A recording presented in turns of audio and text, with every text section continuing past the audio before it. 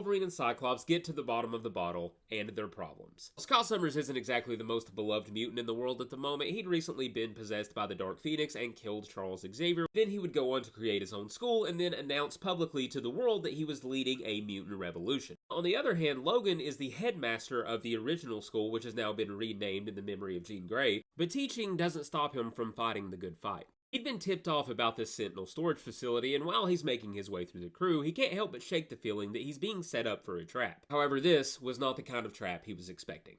The hatred between these two is by far at its highest, and Scott quickly figures out that the both of them had been tipped off in hopes that they would show up and, kill each other. Wolverine tells him that he's getting one warning, that he just needs to turn around and walk away from all of this, but as Scott notices the bullet hole in Logan's shoulder, he tells him he doesn't seem to be healing like he used to, and maybe he should be the one who walks out of here while he still can. As they continue their argument, they get interrupted, and Wolverine tells them that this isn't over. Right now, both of them have way more pressing matters to attend to. As the former teammates are fighting, it turns out that Wolverine's powers aren't the only ones on the fritz right now. Scott, ever since being possessed by the Phoenix, can't control his eyes the same way that he used to. Of course, it leads to both of them arguing over who's the bigger liability and which one's going to get the other one killed. But while Scott is adamant about putting their personal stuff to the side, Wolverine tells him that this is probably his fault. Cyclops is busy scaring the hell out of everyone in the world. That is probably why they're stockpiling Sentinels. Scott is quick to tell him that they don't love you all of a sudden because you're a school teacher. You're still a damn mutie the same way that I am. They hate you just as much as they hate me. As they've been pushed further and further down into the bunker, the two eventually have nowhere else to go, and we see that the Sentinels have caught up with them. One furious and exhausting battle later, we see Wolverine pulling himself up to his feet from underneath the hand of a destroyed Sentinel. With shaky voice, he asks Slim if he's still alive, and he tells him, yeah, I think I'm hurting too damn much to be dead.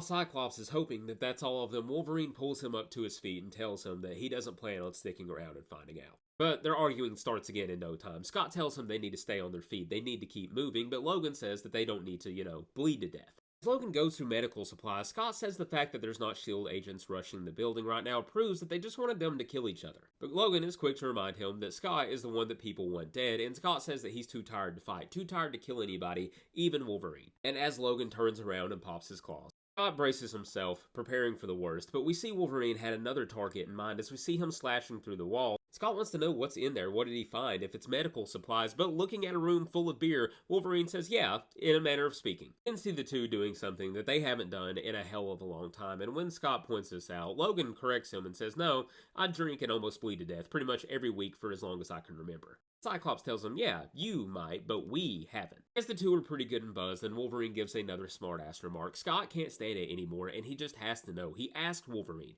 why do you hate me so much? He's quick to tell Slim that there's not enough beer or blood left in either one of them to have that conversation, that they should just drink in peace and let it be. But Scott tells him that he misses him too every single day, that he didn't kill Charles, that the Dark Phoenix did. He wasn't in his right mind, but Wolverine tells him that he hasn't been in his right mind for a long damn time now. Cyclops is quick to point out the hypocrisy in all of this because when Jean Grey became the Dark Phoenix, she killed an entire solar system. Billions of people died because of her, and the X-Men still stood by her side. They want to cast him out now and make him the villain. They want him to be the Magneto to Wolverine's Professor X, but he rejects the analogy. Logan tells him that he killed one and teamed up with the other, that they're past the analogy at this point. And as far as Jean goes, she understood what she did. No one's convinced that Cyclops at this point does. When you set your people on a path to war, you can't be surprised when you wake up in blood-soaked sheets. That pisses Slim off pretty good. He starts screaming, saying that he is not a mutant terrorist. He is not what S.H.I.E.L.D. wants him to be. He still wants what Charles Xavier wanted, but the world is different now.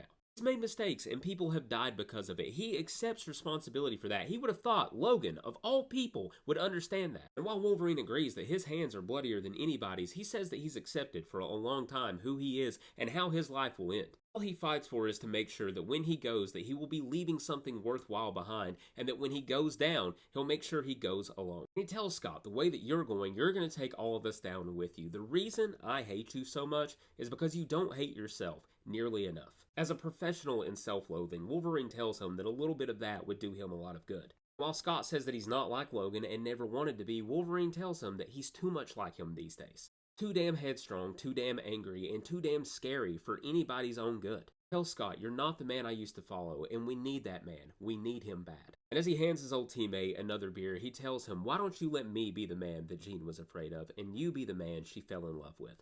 That's all I'm asking. And accepting his drink and his terms, Scott and Logan raise a toast and cheers to Jean.